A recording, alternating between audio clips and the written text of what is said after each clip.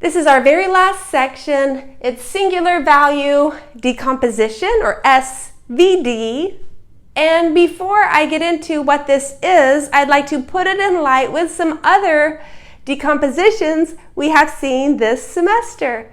And the first one was QR factorization. So there are some hypotheses on A. A matrix A, we need to have linearly independent columns for QR factorization. And then there exists a matrix Q with orthonormal columns and a matrix R, which was upper triangular and has positive entries along the diagonal such that A is Q times R. And if you remember Q, this matrix, the columns we got by performing the Gram-Schmidt process on the columns of A. Okay, then this we just saw in the very last section, or last video, I should say. Number 2, this was spectral theorem. If you have a symmetric n by n matrix, then we have this orthogonal matrix S. So that means S is n by n and has orthonormal columns, and a diagonal matrix D such that A is SD S transpose. And you can make a similar statement to 2, as we know, if you have a general, just say you don't necessarily need symmetric, but you need diagonalizable matrix. And then this would read SD S inverse, right? This was what we did when we started doing eigenvalues and eigenvectors. But these are our two main decompositions we have talked about, and both of them are ways of writing a matrix A as a product of matrices that are easier to work with. But we have some hypotheses. Right here we need symmetric, here we need linearly independent columns, and today singular value decomposition is something that comes up so much in applications. And we will write a matrix as a product of 3 matrices, and we can do this for any n by m matrix A. Today, okay, singular value decomposition. Here, A is any n by m matrix. Okay? And then we can write A as follows. A is U sigma V transpose, where, well, let's think about the size for a moment. Okay? This is n by m. I'll just say, so this one needs to be an n, is going to be n by n. This one will be m by m, and this one will be n by m. Okay, now I can explain. So U is n by n orthogonal matrix.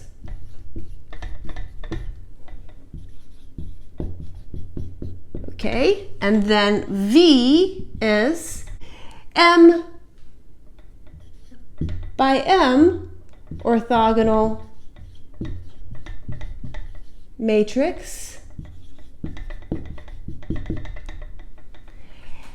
And sigma is n by m, where the only non-zero entries are, I'll say sigma 1, 1, which I'll say is sigma 1, sigma 2, 2, which I'll say is sigma 2, out to sigma R, R, where R is the rank of A. So sigma is not exactly a diagonal matrix because sigma is generally not square, but the only non-zero entries are along the diagonal, and you have them out to the rank of A, okay? And then let's see, what else can I say? I'll just mention this comment is if A is square square. Sigma is a diagonal matrix. And this is called the singular value decomposition.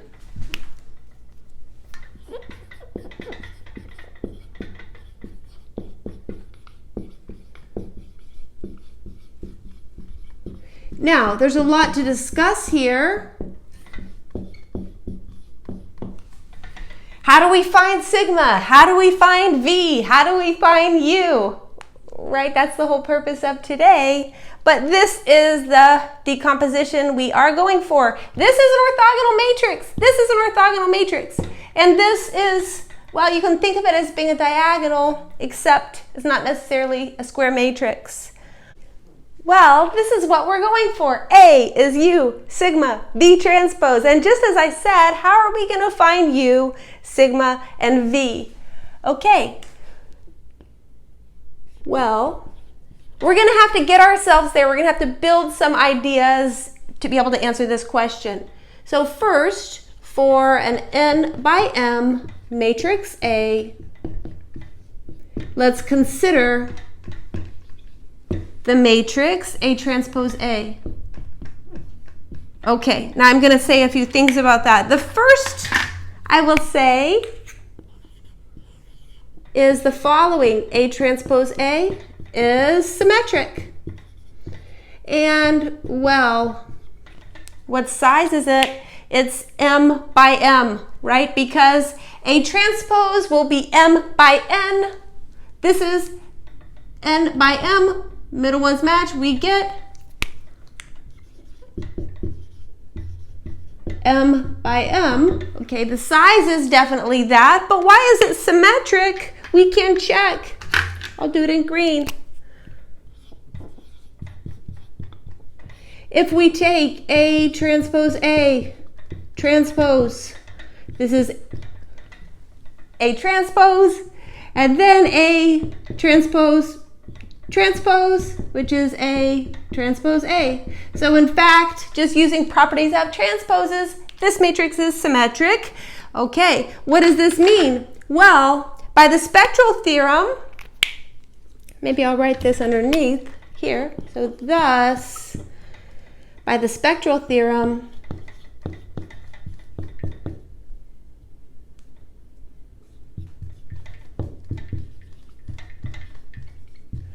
we know that A transpose A has m real eigenvalues. And this is counted with algebraic multiplicity. Okay, we could have repeated ones. This is fine, but we know they're all real.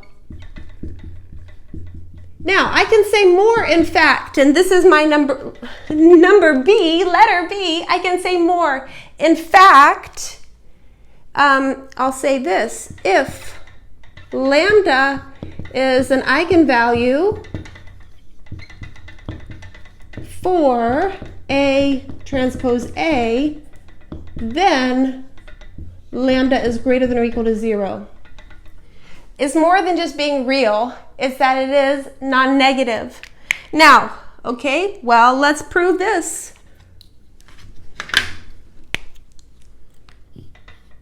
Proof. Okay, so let's assume A transpose A, V is lambda V, where V is not equal to 0. So V is an eigenvector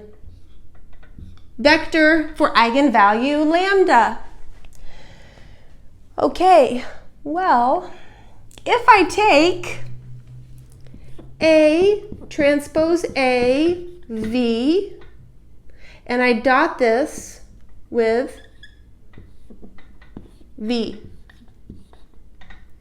what do I get? Well, on the one hand, V is an eigenvector with eigenvalue lambda. So I get lambda V dot V. Technically, it would be lambda V dot V, but it's a constant, so I can pull it outside. So this is lambda times V dot V. Okay, no problem.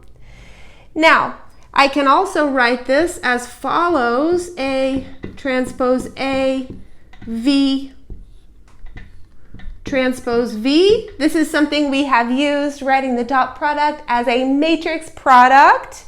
And now I'm going to use sort of similar properties I did up here when I take a transpose of a product.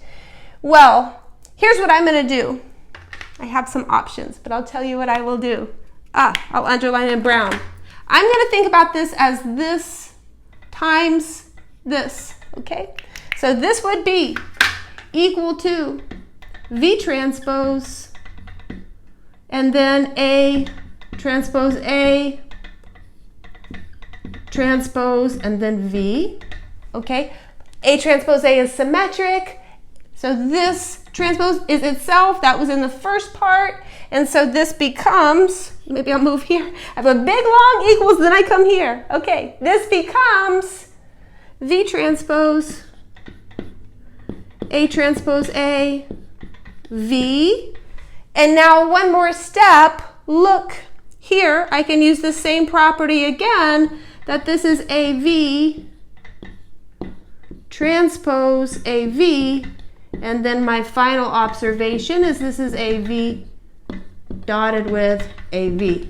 Now, why did I do this? Well, any vector dot itself is greater than or equal to 0, and the only way it's equal to 0 is if the vector itself is 0. So I can confidently say this. Okay? Which means, now, what is it on this side? It's lambda times V dot V. And V dot V is non-zero. This is non-zero. So I may divide, well, it's not only non-zero, it is positive, okay? So I may divide and we obtain, or we see, that lambda must in fact be greater than or equal to 0. And this is what I was trying to prove. Okay? So if you have an eigenvalue, okay, very nice. For this A transpose A is greater than or equal to 0. So now maybe I'm going to erase and we will continue with our discussion. Part 2, we had part 1, which was thinking about the matrix A transpose A. It's symmetric, all the eigenvalues are non-negative. Now, part 2 is if A is in fact this. Okay, well, what is A transpose A? Hopefully you could have realized by my number 1 that this was going to come into play sometime in today's discussion, or otherwise I wouldn't have taken the time to do that. Well, here we go. Is U sigma V transpose transpose U sigma V transpose. And again, I have this property of taking the transpose of a product. So we get that A transpose A is, it's going to be V transpose transpose, which is V. It's going to be sigma transpose. And then it's going to be U transpose. And then we have U sigma V transpose. Where, this is when it gets cool, where U is orthogonal, and recall an n by n matrix, or let's see, what's the size of U? U is n by n, good. Okay, an n by n matrix is orthogonal if and only if U transpose U is the identity.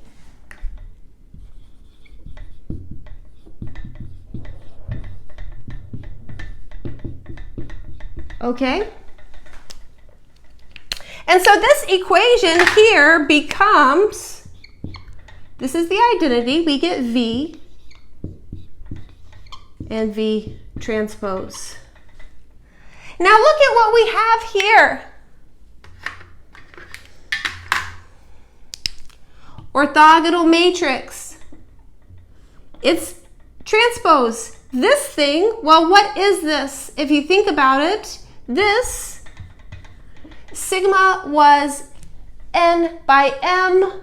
This is going to be m by n, m by m, This is m by m, and it is diagonal. Okay, so look at what we have. We have decomposed this symmetric matrix, A transpose A, into orthogonal matrix, diagonal matrix, orthogonal matrix, transpose. That says that this is the eigenvalues along the diagonal. This one would be the eigenvectors, and then there it's transpose. Okay, so now we know how to find V and sigma like this. Okay, so definition, the singular values of a matrix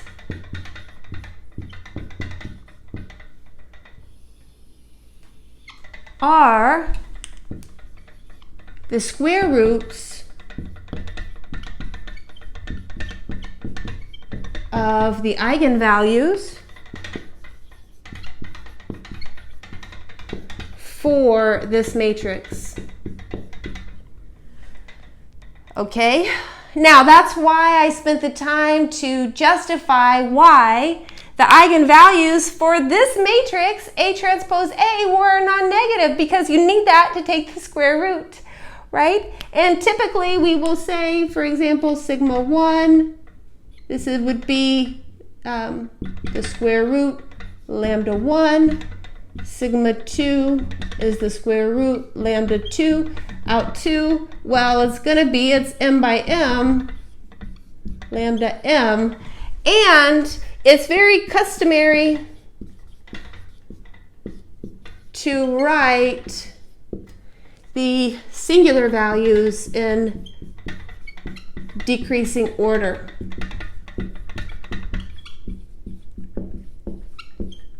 So we would write them such that sigma 1 is bigger than or equal to sigma 2 is bigger than or equal to sigma 3, all the way out to sigma m, which is bigger than or equal to 0. And we're taking the positive square root here of these non-negative numbers, lambda I.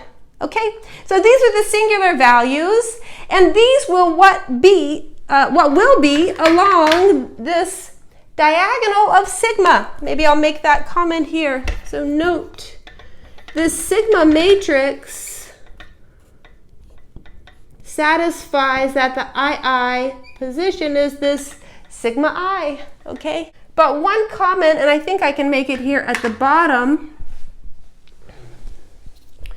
is that, I'll just state it here before I erase and move on, is that if the rank of A is R, then sigma 1 out to sigma R are not equal to 0, and sigma R plus 1,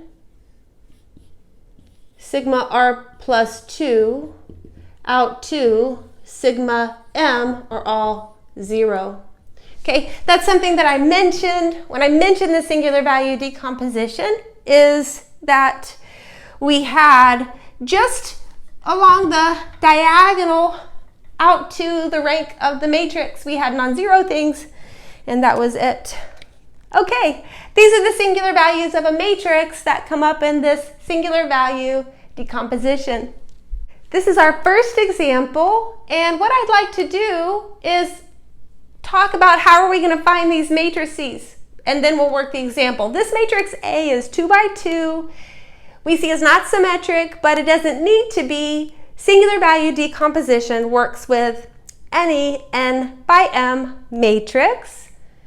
And what we want is A is U sigma V transpose, where U and V are both orthogonal matrices. In this case, because A is 2 by 2, U and V will both be 2 by 2, and this sigma will be 2 by 2. It will be diagonal because A is square. And this we just talked about. It will have these singular values of the matrix A along the diagonal. Sigma 1 and sigma 2 are square roots of the eigenvalues for A transpose A. And then the matrix V, which is right here, the columns, well, because V is orthogonal, we will have, the columns will be an orthonormal eigenbasis for the matrix A transpose A. Okay, then, well, we need to discuss how do we find U, and that I didn't really do yet. So what I'm going to do is let's take this and multiply on this side by V. So V is an orthogonal matrix. V transpose V is the identity. The right-hand side becomes U sigma. And the left-hand side becomes A V. Okay? And then, well, I know what V looks like. It has these two columns. And I know what U looks like. It's going to have some U1, U2, and then I know what sigma looks like. AV has columns AV1 and AV2. U sigma, well, if you multiply U sigma, the first column would be U times this column, which would be just sigma 1, U1. And the second column would be U times this column, which would be sigma 2, U2. Okay, now these two matrices are equal. Then we get these two equations. So look, we already have A given in the problem. Then we calculate sigma and V, okay, just by finding the eigenvalues and associated eigenvectors. We might have to divide by the lengths to get orthonormal eigenvectors. But we have A, V, and then we use this, we have sigma 1, we have everything here except this vector, and we can get it from this equation and similarly from this equation. So this is how we will find U1, U2, which are all columns. Okay, well, let's do this now. Maybe I will just try and draw a line. Leave this up if I can, although maybe I will erase if needed. Okay. So the first thing to compute, A transpose A. In fact, maybe I'll erase this. We know what we're computing. Singular value, decomposition. I'm going to erase the instructions because we know it. Okay, so A transpose A.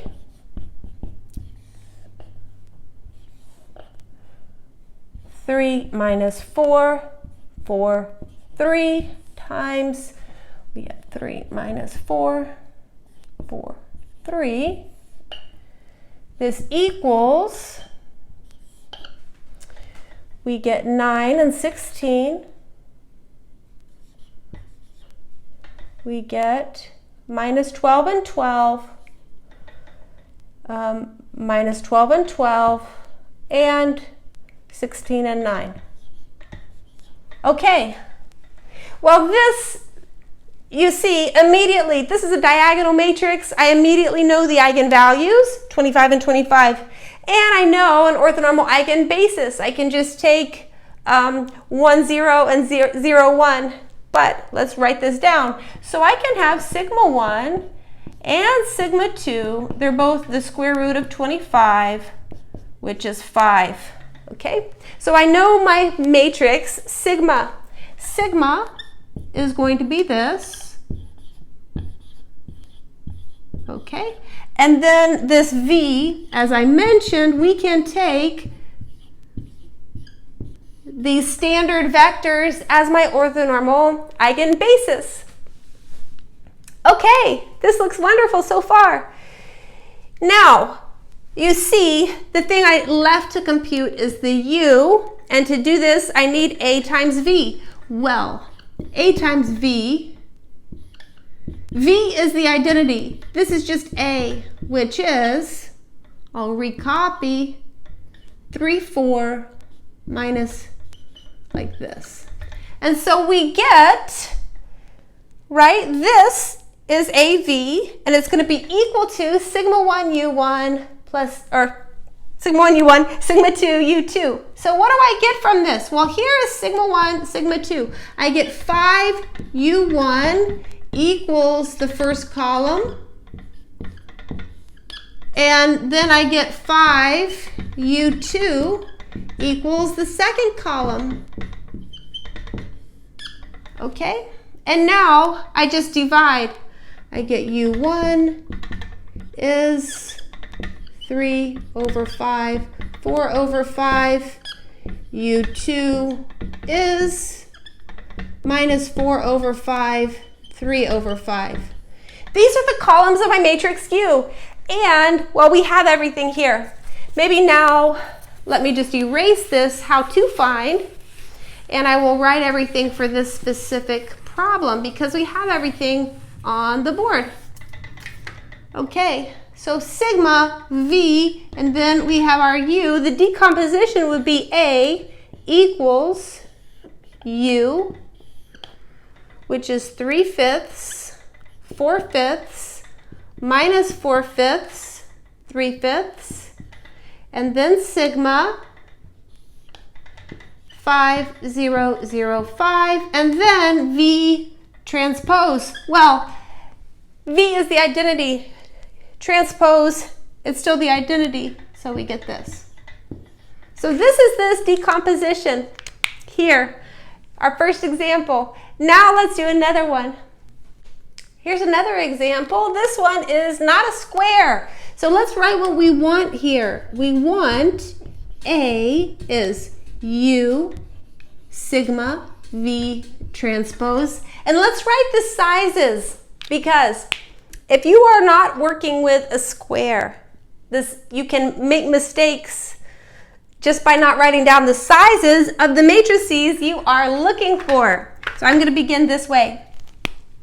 This is 3 rows, 2 columns. U will be 3 by 3 orthogonal matrix.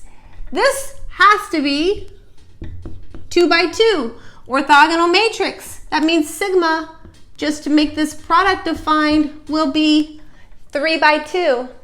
3 rows, 2 columns. Okay, wonderful. Now let's get started. Step number 1, we must compute A transpose A. Okay, this is minus 2, minus 1, 2, 3, 6, 6.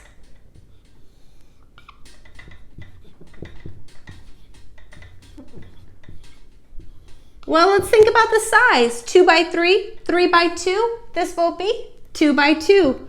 In fact, we will have 2 singular values for A. And, well, this will always be the case. If you remember, I mentioned if you're in by M, that's the number of columns. We will have M singular values. And the first R, which is the rank, will be non-zero, like this. Okay. Well, so we get 4, 1, another 4, 9. We get minus 6, minus 6. Minus 6, minus 6 plus 12. And then we get 36, 36, that's 72, and 9, 81. And again, we have a diagonal. It's definitely not the case that A transpose A is always diagonal, but I'm trying to illustrate calculating U, sigma, and V transpose. And so making examples where, for instance, finding the eigenvalues and even associated eigenvectors is, well, straightforward for a diagonal matrix. Okay. What do we see here? Sigma 1 is the square root of 81, which is 9. You always take the biggest one as sigma 1, and then sigma 2 is the square root of 9, which is 3. So my matrix, sigma, I know it already. Sigma we will put here. Here's the first time we have to be careful, and we didn't see this in the last example. And that's here, look. Sigma is 3 rows, 2 columns. 3 rows, 2 columns, and it will have the biggest singular value here and the next biggest here, and these are the only singular values.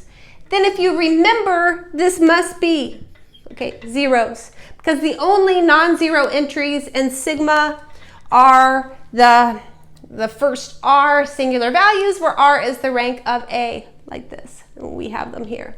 Everything else must be 0, so I know this last row is zeros. Okay, then if I want to get eigenvectors corresponding to each of these, I can easily just take V1 to be, that would correspond to this, and V2, this would correspond to this one, like this. So my matrix V is V1, V2. Okay, and the order matters. Okay, this eigenvector is a unit eigenvector corresponding to lambda equals 81, or corresponding to this singular value, and this is an eigenvector corresponding to lambda equals 9. And another comment that I'll make, which is important, notice V1, V2, eigenvectors for A transpose A, here. Okay, I made my board shake. I got a little bit excited there. They are not eigenvectors for A because, well, even though A, V1 is without a doubt defined here, right? You can multiply A times V1. The problem is, it's a vector in R3. So this is not an eigenvector for A, neither one of them is. Okay, just remember that. They're eigenvectors for A transpose A. Okay, we have sigma, we have V. Very nice. I need over here to compute AV, and then I can find my matrix U.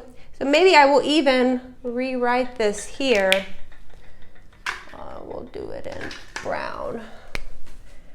It was AV equals U sigma. This is what I use to find U, right?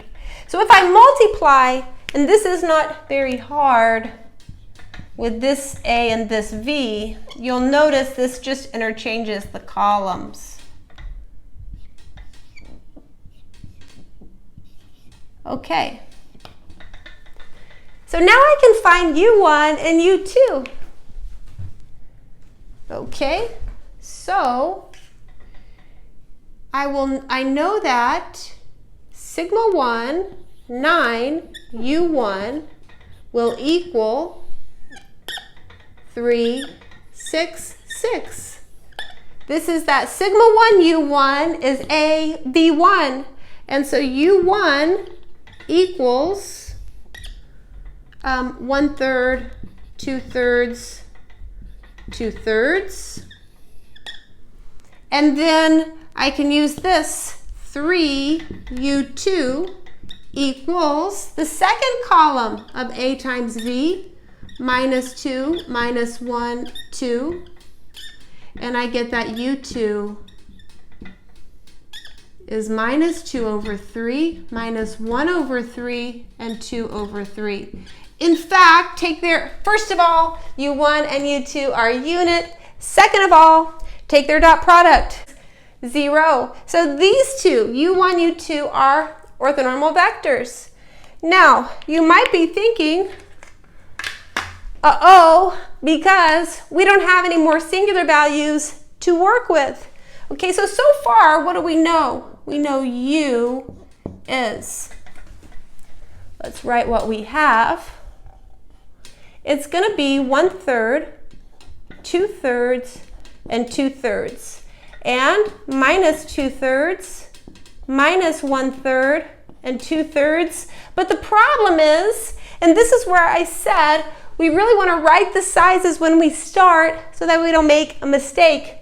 Problem is this is not U, because U is 3 by 3. And so it's going to be something, it's going to be some X, Y, and Z. But, uh-oh, the cap came off. Let me close this matrix.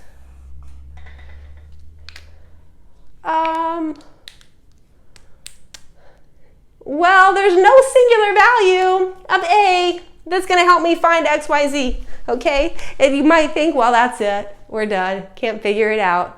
But in fact, we can, okay? This is something that we need to talk about.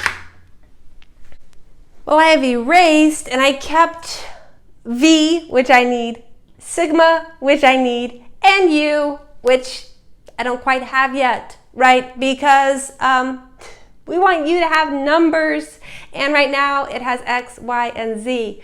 But how we're finding U is this. AV is U sigma, and you notice if I multiply U times sigma with any numbers X, Y, Z, well, this matrix times this matrix, it's not that hard to multiply. We only have 2 non-zero entries. We get this. Of course,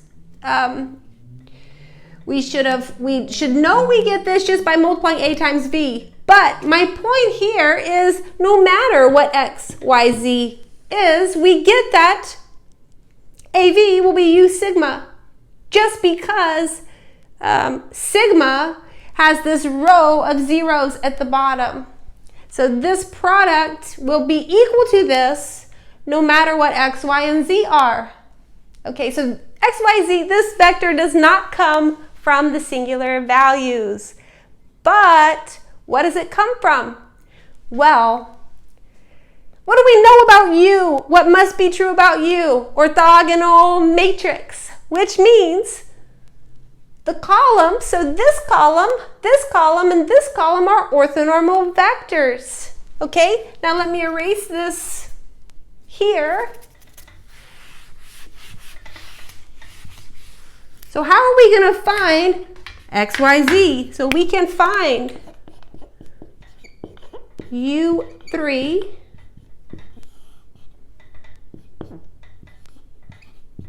X, Y, Z, as I have called it in this matrix.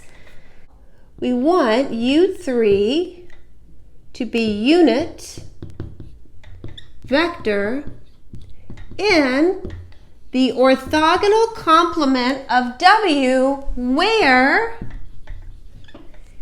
W is the span of the first 2 columns. This will make U3 unit, okay? And it's going to make it perpendicular to this column and this column so that the matrix U is an orthogonal matrix. So where W is the span, maybe I will just list them without dividing by 3.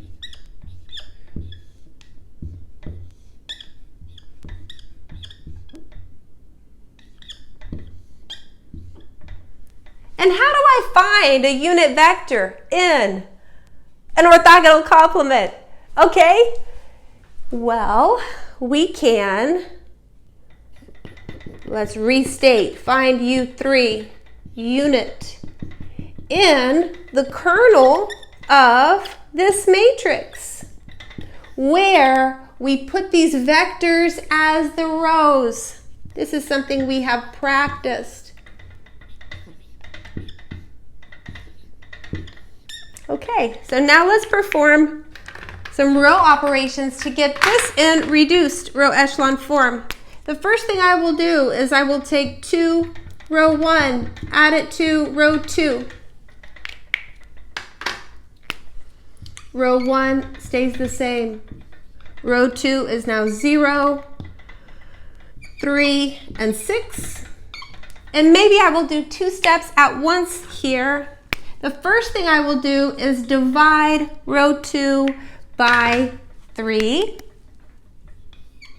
0, 1, 2. And then I will take minus 2 times this, add it to the first row. What do we see from here? We see x3 is free. We see x1 is 2x3. We see x2 is negative 2x3. So one non-zero vector in the kernel would be, well, I could put a 1 here, a 2, a minus 2. It's not unit. So to get a unit vector in the kernel, which is what I really need to fill out my matrix U and make it an orthogonal matrix, maybe I will write that here, I just divide by the length. The length here, well, we have 4, 4, 1, square root of 9. 3 is the length of this vector, so we have 2 over 3, negative 2 over 3, 1 over 3. Let's put it here. 2 over 3, negative 2 over 3, 1 over 3. Okay, so my matrix U is orthogonal, and well, we would have U sigma is AV. But now let's see, I'll erase this and we will write out the singular value decomposition, even though we have all the matrices on the board. We'll write it out now.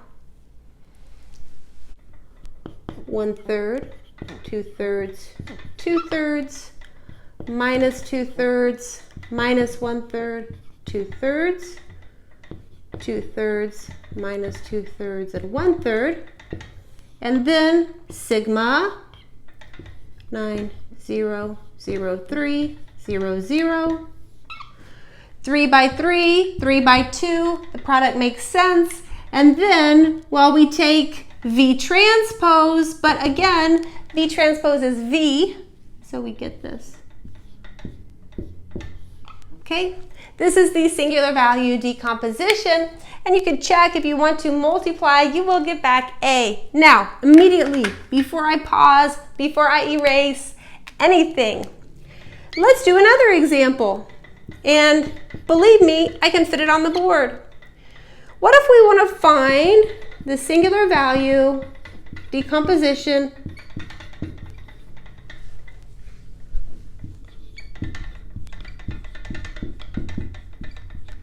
for the following matrix?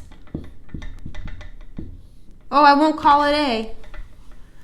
I'll call it B. Okay, here. Minus 2, 1, minus 1, 2, 3, 6, 6. What am I going to do? Well, if I hadn't done what's above, I would take B transpose B. This would be 3 by 3. And then I would have some work because B transpose B will not be the identity as we have seen in these shorter examples, I should say. Find eigenvalues, find eigenvectors for B transpose B, and then the process that we have just discussed. There is no way if I did it like that I would fit it here unless I wrote really small. But look, B is A transpose. For this A, that's why I didn't want to call it A on this example. B is A transpose. So because I already have this singular value decomposition, this is orthogonal. Orthogonal, okay? And this is this sigma matrix. If I take transpose, well, we know what goes in the other order. So I would have this transpose. Uh-oh, I didn't write it right. Then I take this transpose. Let's see, the first column becomes the first row. Second column becomes the second row. And then I take this transpose.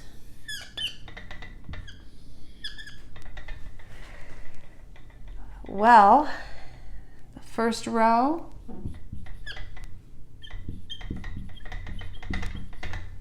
second row,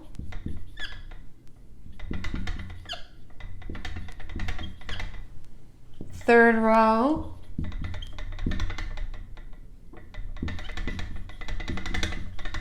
and this will be the singular value decomposition for B. This is its own, well, it's not the same. Maybe I'll even write it like this. This is V, and this is sigma transpose, and this would be U transpose like this, where this was U sigma, B transpose like that. I just took the transpose of each one. And you can also check, for example, this is 2 by 2, 2 by 3, product makes sense. This is 2 by 3, 3 by 3, product makes sense. And if you multiply all three, you get a 2 by 3, which we have here. I want to make a comment about sort of geometrically thinking. Let's suppose we have T from R2 to R2 and it's invertible. Well, then there exists 2 by 2 invertible matrix A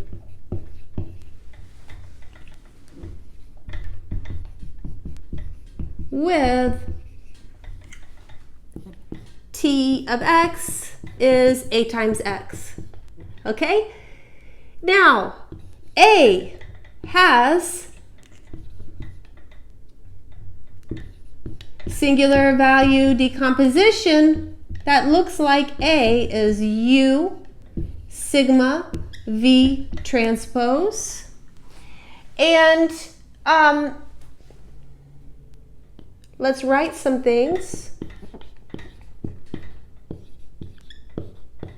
The rank of A is 2, which means you will have 2 non-zero things in sigma. Well, it's only 2 by 2, so sigma is going to be invertible. Sigma 1, sigma 2, the 2 singular values of A are both non-zero.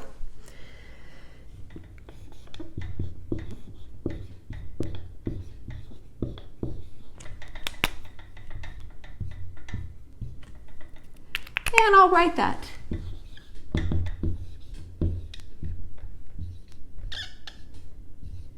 Where sigma 1, sigma 2 not equal to 0. Okay. Well, remember this AV is U sigma, so we have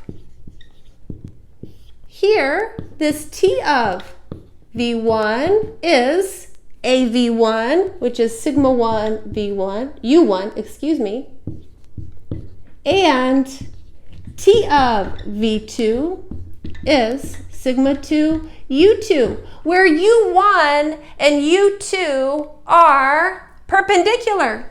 So what we see here is that T of these two vectors are perpendicular, but they're no longer unit here. This has length. I'll say this, so T of V1, T of V2 are perpendicular with lengths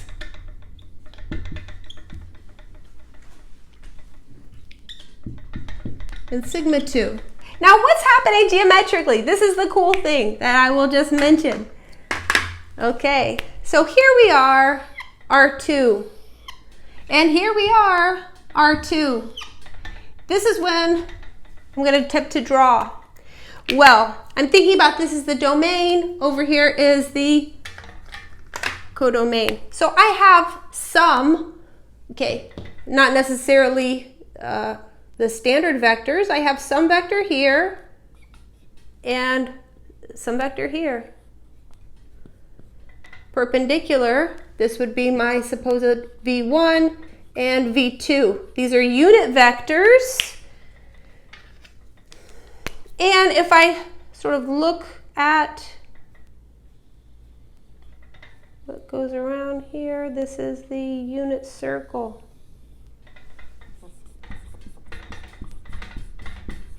Okay, it's everything that is distance 1 from the origin. Now the question is, or the comment is, what happens under the map T? Well, these two vectors map to two vectors that are perpendicular, but they're not unit. Okay, so maybe T of V1 maps here.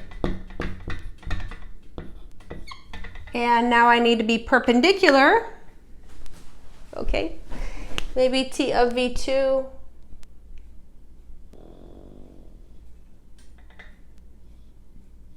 is here, T of V2. And I know T of V1 will be at least as long as T of V2 because of the way we write them, that sigma 1 is bigger than or equal to sigma 2. Okay, well, what is the image here? I don't know what color to use. I'll use brown again. This will map to, oh no.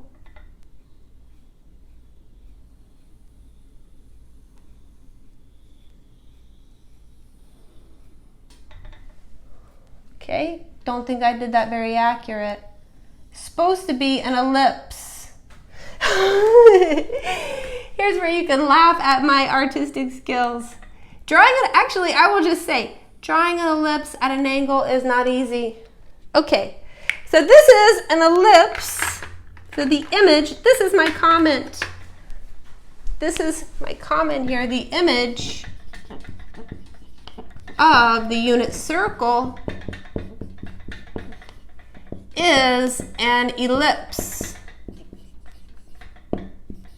where this, so this is sort of like the axis of the ellipse. This is right angle here. This is one measurement people take of this axis, and those two have lengths, sigma 1 and sigma 2, the axes of the ellipse have lengths sigma 1 and sigma 2. So this is just a comment about this geometric picture, and this is really true in general.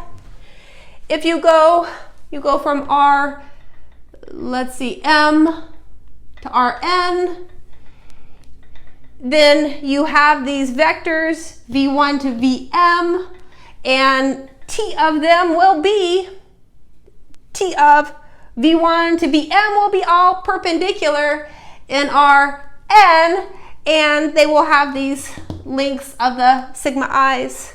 But it's interesting to think about geometrically in R2. You can think about this unit circle mapping to the ellipse.